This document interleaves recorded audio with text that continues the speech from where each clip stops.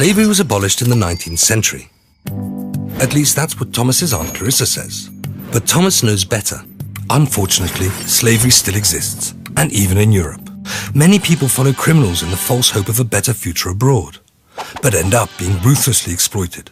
They are usually physically and mentally threatened by criminals that have but one goal: earning lots of money by selling the services of victims as forced labor, a source of human organs, or for sexual exploitation. In the world, 20.9 million people are victims of human trafficking, with hundreds of thousands of them in Europe. 98% of victims who are sexually exploited are women and girls. Stopping human trafficking is a top priority for the European Union. The EU has a 4P plan. Prevention.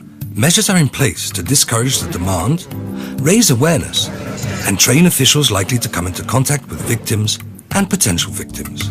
Prosecution of criminals, including the fact that EU nationals can now be prosecuted for human trafficking crimes committed outside of Europe.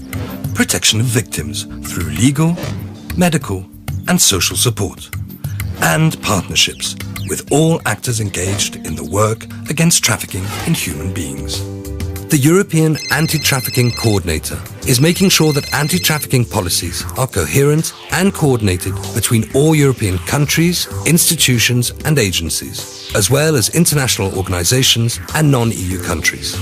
To pay tribute to the victims, October the 18th has been designated as the EU's Anti-Trafficking Day.